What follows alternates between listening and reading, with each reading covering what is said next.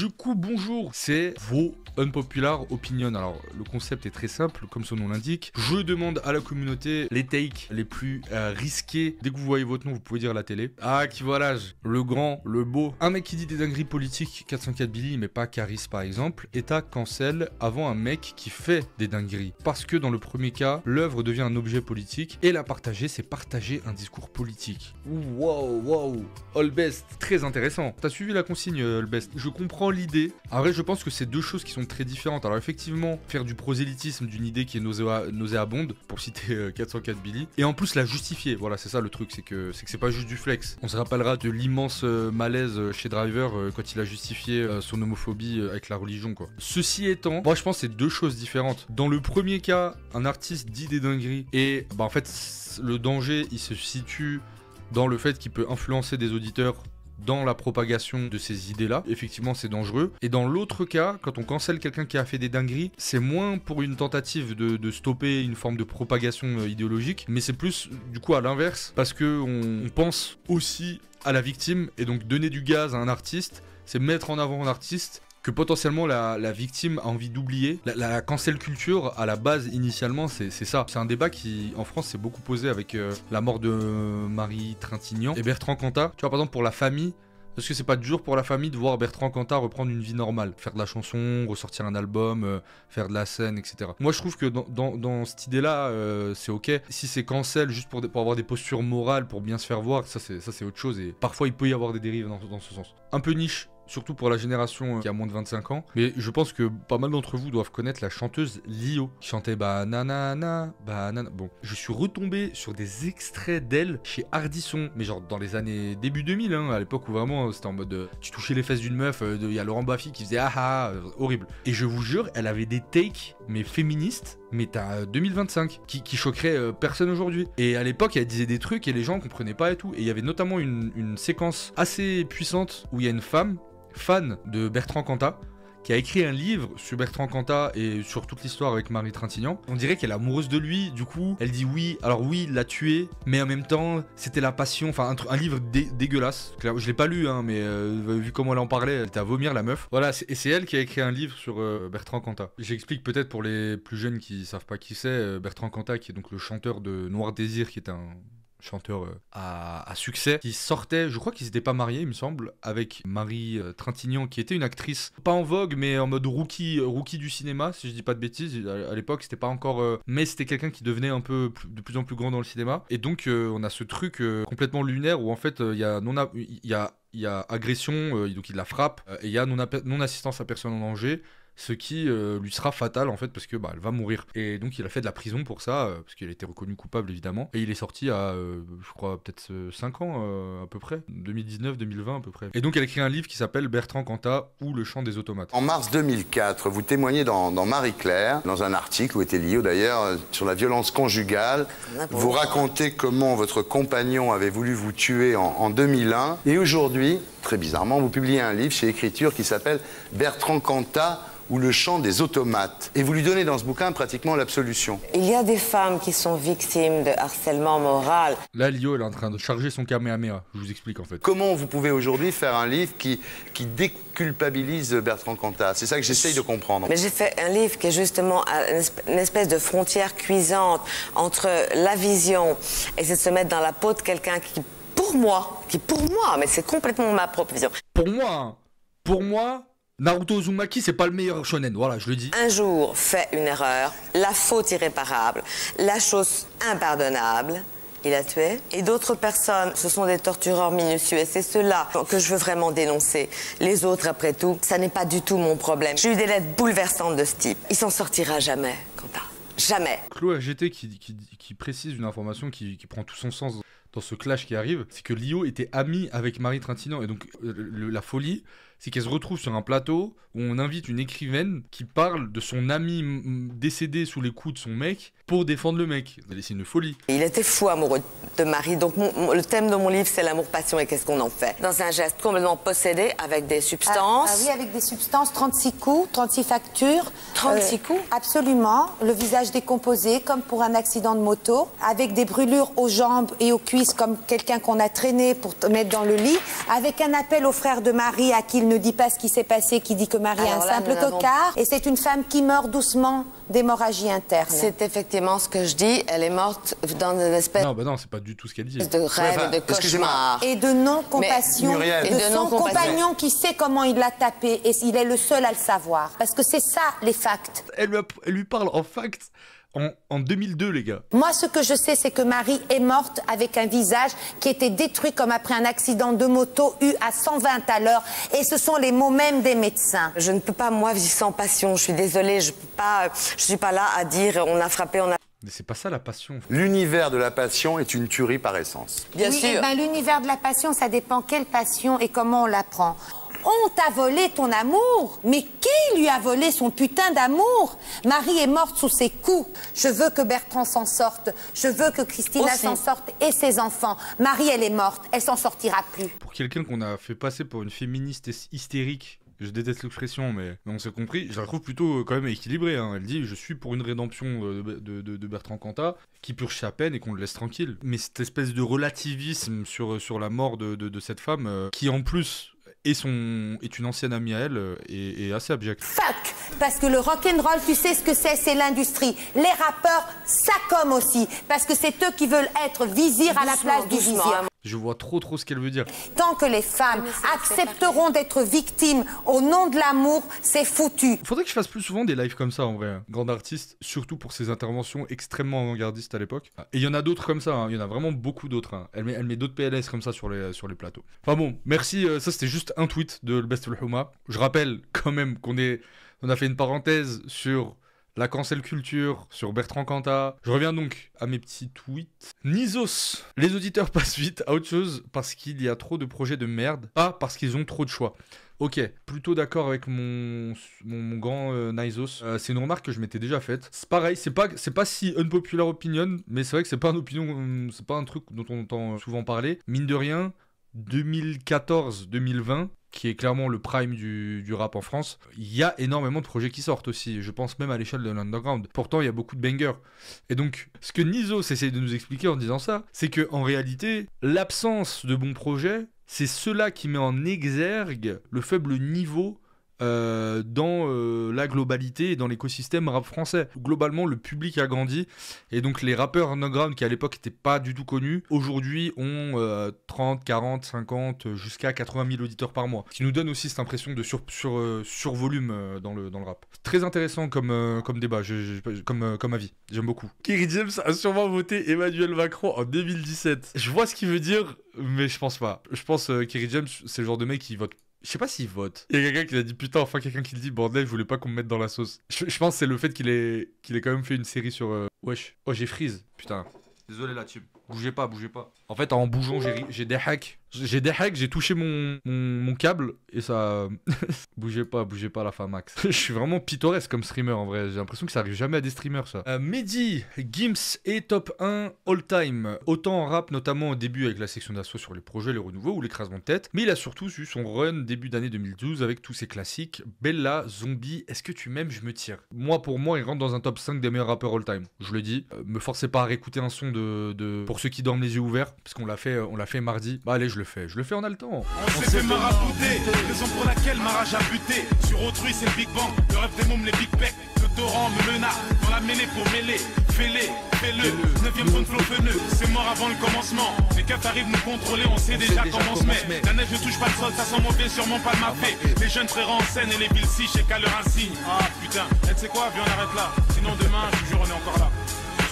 Il est tellement chaud, il a arrêté au milieu de la mesure. Bref, voilà. Alors oui, pour moi, top 1 all time, je pense qu'à un moment donné, il y a un moment donné dans le rap où il est numéro 1, genre 2007-2012, pour moi c'est le meilleur rappeur. Après, son run début 2012, sa carrière solo, avec Ceinture Noire, Bella et tout. Alors, moi, j'étais pas trop... Je trouve quand même son premier album solo se tient et se défend pas mal. Il y a des sons rap qui sont assez cool dessus, que j'aimais bien à l'époque. Et il commence son virage très pop, mais mine de rien qu'il avait déjà commencé avec Section d'Assaut. Moi, c'est pas la période que je préfère de Gims. Je sais que l'apogée a marqué beaucoup de gens aussi. Moi, c'est pas un album que je kiffe particulièrement. Et L'école des points vitaux, moi, c'est un album que j'aime beaucoup. Donc, c'est un artiste qui a eu des hauts et des bas. Après, dire que c'est top 1 all time...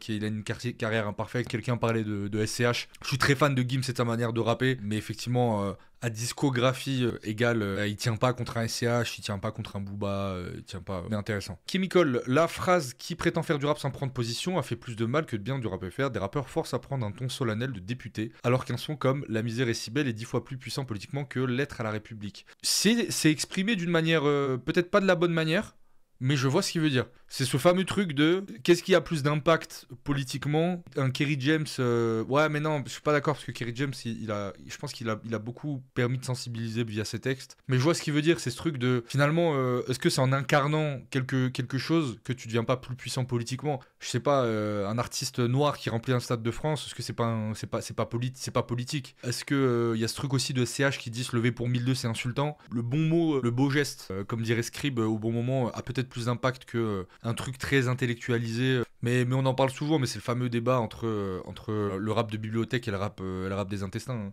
Tu sais, peut-être que Kerry James, moi j'aime bien Kerry James. Tu sais, il y a un moment donné où en fait j'ai envie de l'entendre me dire qu'un jour il a déjà pensé à je sais pas, à tuer quelqu'un, ou tu sais, un truc un peu en mode ah ouais, il se livre là.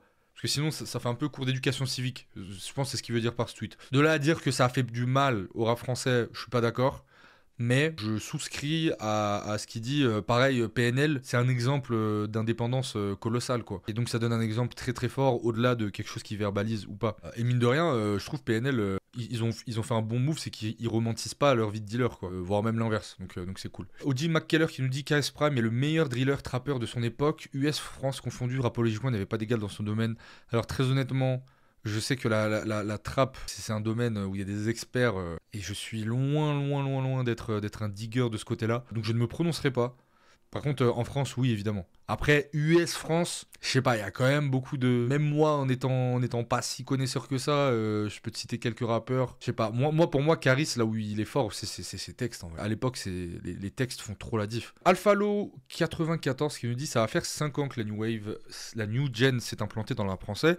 Et en 5 ans, c'est la génération avec le moins de classiques depuis le début. On peut les compter sur les doigts de la main.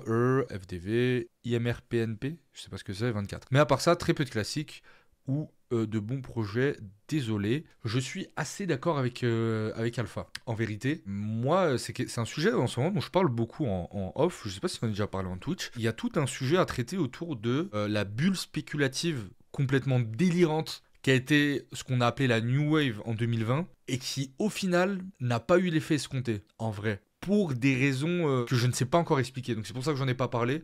Je trouve que c'est un sujet à analyser. Hein. Parce que je me souviens, il fallait être là. Vous étiez sûrement tous là, hein, c'était il y a 5 ans. Mais 2020, pour moi, il y a un album qui est presque le moment où ça commence. C'est LMF de Freeze Corleone, qui fait passer Freeze de rappeur New Wave à un rappeur quasi mainstream et qui a du poids. Commence à crédibiliser un peu ce truc de ce qu'on appelait les rappeurs Twitter à l'époque. Parce que Freeze, c'était un peu ça à la base. Et donc, on commence à découvrir toute cette génération biberonnée et à SoundCloud et au confinement. Donc, des rappeurs très studio, très posés comme ça. Au final, effectivement, pour moi, il n'y a que La Fève qui a sorti son épingle du jeu, clairement, si on parle purement en termes de marketing. Et en vrai, même en termes artistiques, il n'y a pas eu tant de classiques que ça, pour moi. Pour moi, si on devait retenir un classique, en vrai, ce serait eux de La Fève. Et à la limite, mais c'est très personnel, Mobius de Runa. Le public, c'est trop divisé pour avoir de vrais classiques. Ouais, il y a déjà ça. Et donc, il y a ce truc de bulle spéculative. Et d'ailleurs, qui s'est retourné contre nous.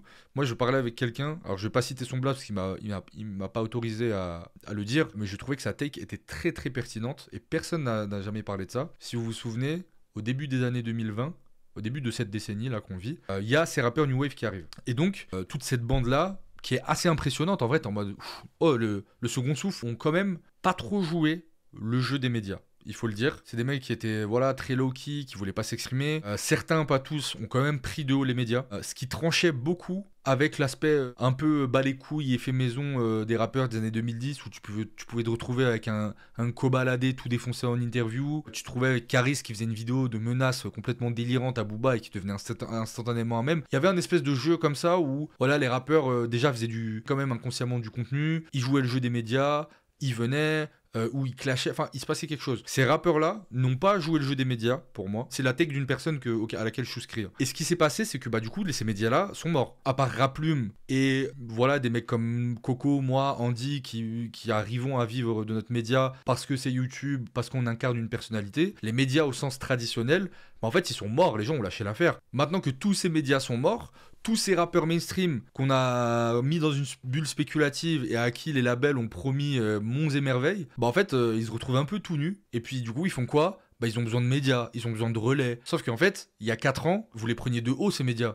Vous leur donnez pas l'heure, où on était des youtubeurs de merde. Ah bah ouais, vous avez un peu pas voulu jouer le jeu des médias et le système, vous l'avez niqué.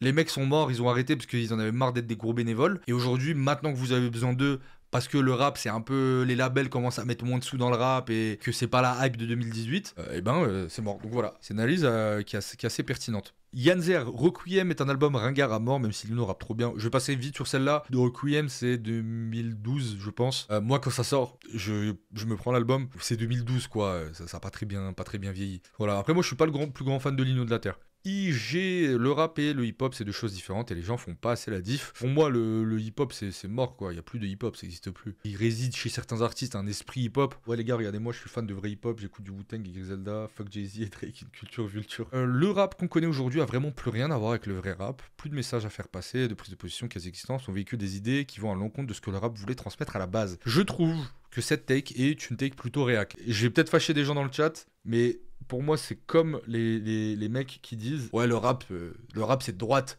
Regarde Booba, les meufs, les voitures, l'ultra-capitalisme, il a des montres. » T'as rien compris, gros.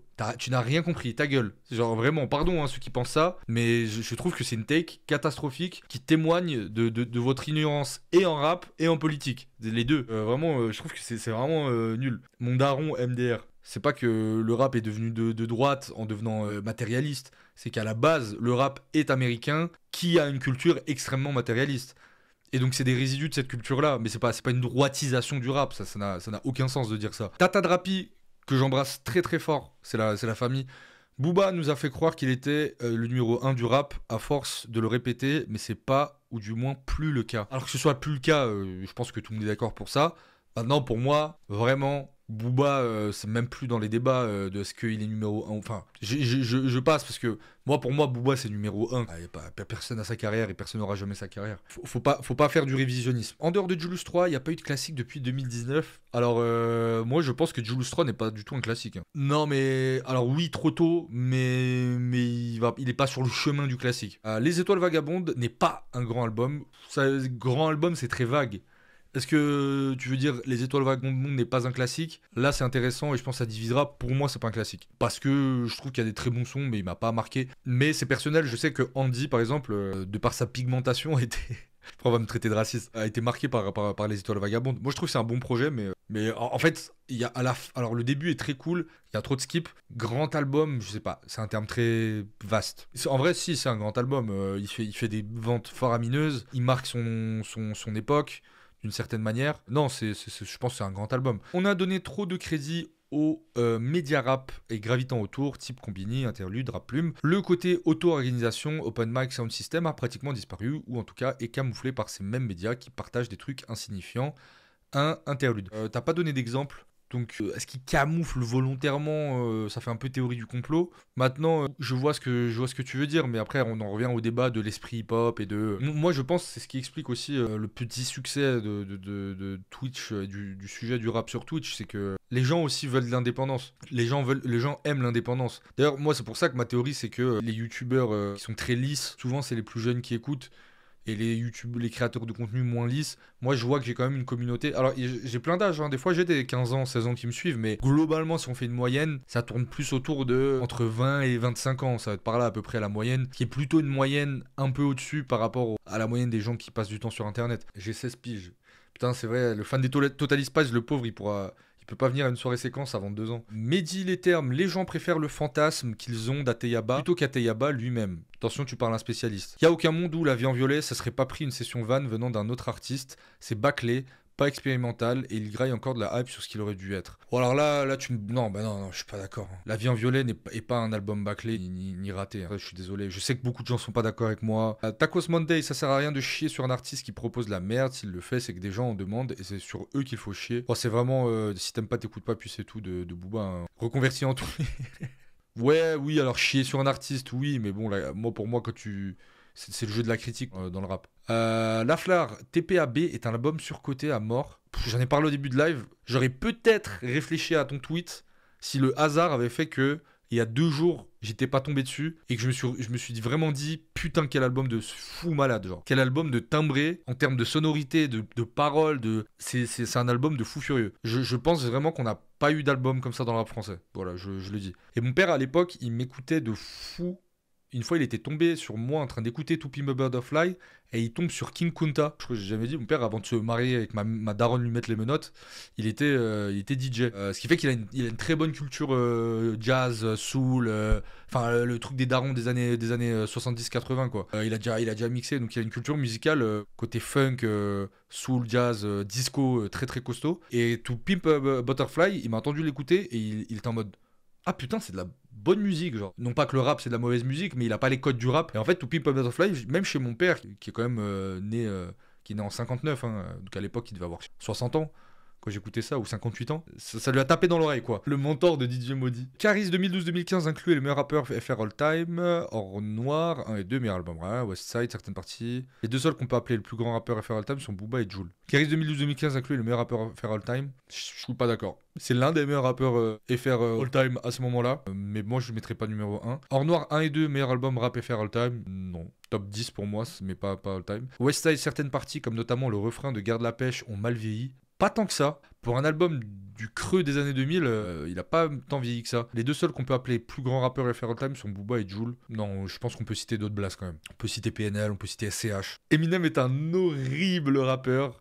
Même à son sommet, c'est trop corny. Kiffer Eminem après 18 ans, c'est juste edgy et cringe. Je vois grave ce qu'il veut dire. Moi, désolé, mais Eminem, j'ai même fait une vidéo dessus sur la chaîne secondaire, qui est la seule vidéo qui est pas en live sur la chaîne secondaire, sur le premier album de Slim Shady LP de Eminem, que je trouve incroyable. J'adore ce projet. Après ce projet, Marshall Matter LP, cool, vraiment bon album, il y a des trucs intéressants, mais je trouve qu'en termes de sonorité, ça a un peu vieilli. Et après, désolé, mais moi, Eminem, je décroche. Hein. Je décroche, puis je me prends quelques sons de temps en temps, mais en termes de projet. Donc je capte le côté, c'est très edgy quoi. Je suis crazy, bienvenue dans ma folie, ça c'est mon double maléfique. Racisme anti-blanc. Non, moi je capte la vie. Je vous jure que je capte la vie. J'aime bien Eminem, hein, mais je capte trop la vie. Après, c'est le genre d'avis qui peut être un petit peu biaisé par le public quoi. En vrai. Les rappeurs font pitié à se dire que les autres achètent des streams et mentent dans leurs sons, mais pas eux. Beaucoup de rappeurs qui ont été cramés en train d'acheter des streams, c'est pas eux qui l'ont acheté, c'est les labels. Et parfois, ils sont pas au courant. Sauf s'ils sont indés. Certains gros rappeurs votent peut-être bien RN vu leur texte. Non. Booba mérite pas son statut de daron du rap, il rappe bien, mais pour moi sa mentalité en fait un chien de la casse. Oui mais frère, Pablo Picasso c'est un fils de pute aussi, à un moment donné. Non bon, on a déjà parlé de Booba. Jossman fait partie des meilleurs rappeurs de sa génération, totalement. L'album Ateyaba de Joke est un classique du rap français, oui. Alors ça va vous paraître bizarre, mais je sais pas en fait. Je sais pas si c'est tant ça qui a été un game changer. Pour moi le classique ça aurait été Ultraviolet quoi, je sais pas. 13 Blocs est top 3 des meilleurs groupes de rap en France all time et Blo n'est pas leur meilleur projet. Pas d'accord avec les deux, pour moi Blo c'est leur meilleur projet. En groupe, rap français, déjà t'as PNL, ensuite t'as Big Flo Oli. Non. Frisk Orleans a déjà atteint son plafond de verre. Il a craqué son plafond de verre et il est redescendu, oui. Oui, il veut dire il a atteint son max d'auditeurs, oui, clairement, totalement. Il reviendra jamais à l'époque LMF. Djadja et Dinaz n'auraient jamais dû avoir l'idée de faire de la musique. Lui, vous me prenez sa carte d'électeur et vous vérifiez qui l'a voté, s'il vous plaît. Booba, vous connaissez que Booba ou quoi là? À force de critiquer les gens qui analysent l'écriture des rappeurs, le règlement, punchologue, même s'ils sont évidemment critiquables sur certains aspects, ça tire l'analyse du rap vers le bas et donc le niveau de la plume des rappeurs, notamment des rookies. Non, je suis pas d'accord. Ce serait donner trop de crédit aux haters. Le frapcore, rap hardcore plus hardcore, c'est une folie. Présentez Brazza, y'a des métis comme au Brésil, choqué, ce soir j'ai pas finir bredou. Ah non. Mais qui a fait ce remix? C'est quoi ce remix de Teubé là? C'est affreux. Ça pue la bière froide et les dreads de clochard, quoi. Mais la Artex, je sais pas, c'est pas beau, genre. Merci de m'avoir fait découvrir. Je veux Undiscover. UMLA, j'aime pas. Du moins, j'arrive pas à écouter le projet d'un coup. Genre, ok, Alpha One rappe très bien, aucun souci. Il est comme ça avec des lunettes. Alors, ok, Alpha One rappe bien. Ok, les prods sont cool. Mais à un moment donné, je préfère largement l'écouter à la Dandada Mixtape. Je trouve le projet beaucoup plus inventif et créatif au niveau des perfs de Alpha One. C'est pareil, un avis auquel pas j'aurais pu souscrire, mais j'aurais pu mettre sur la table en mode réflexion si je n'avais pas réécouté il y a 2 jours le morceau UMLA qui est en réalité un des plus beaux morceaux de sa génération, je trouve. Après, moi perso, il y a beaucoup de skips. Mais merci Fa20514. J'avais carrément oublié qu'on pouvait se sub tellement personne se sub. Vous êtes où? Je me lève le matin à 9h, je loue des bureaux, je prends des alternants pour vous faire des lives de qualité et personne sub, mais vous êtes où? Allons, on s'en fait une dernière. La FEF, top 5 des plus grands rappeurs français. Ouais, non. Freeze Corleone est le rappeur mainstream le plus oubliable de la décennie. Non. PNL, nul. Non. Aucun rappeur français n'a sorti un meilleur album que Bad Boy Love Story depuis 2001. Alors là, on pourrait discuter. J'ai vu plusieurs takes et on terminera sur ça. La FEV est absolument finito et 24 était mid. Je dirais pas que 24 était mid. Moi, je trouve que 24, c'est un bon album, mais c'est pas l'album qu'on a fait genre que c'était. Après oui, c'est pas mid, mais c'est un bon album, c'est frais, c'est bien foutu et tout. Maintenant, moi, jamais, ça vaut eux. Mais jamais. Impossible. Pitié, si quelqu'un de l'équipe de la FEV regarde ça, je regarde la caméra, je le dis. Oh, shit. Wesh. Les gars, le timing, il fait peur un peu, non? Si j'étais TPZ, j'aurais dit que c'est l'industrie qui veut m'arrêter. Voilà. Désolé. S'il vous plaît, si des gens de l'équipe de la FEV me regardent ou regardent ça en rediffusion sur YouTube, peut-être même que si j'ai les couilles, je le poste en réel sur Instagram et je le dis au nom de pas mal de gens, du peuple silencieux, du peuple qu'on n'écoute pas, du peuple qu'on n'écoute plus. La FEV, mon frérot, merci pour eux, merci pour 24 qui était quand même sympatoche, il faut le dire. Mais au nom de Neptune, par pitié que quelqu'un le sépare de Tariq Azouz. Je viens du futur pour vous dire ça. Je sais que vous, en 2025, cette take va vous choquer. Je viens du futur pour vous dire que ça va très mal se passer. C'est bon, on a compris, on a entendu la symphonie, le c'est bon, la trappe, Chicago et tout, on a mangé, merci. Maintenant, je propose vraiment que Tariq Azouz fasse son chemin, parce que c'est un excellent producteur. Et je propose que La Fève fasse son chemin, parce que c'est un excellent rappeur. Mais vraiment, les deux ensemble, là, ça y est, je pense qu'on a assez mangé.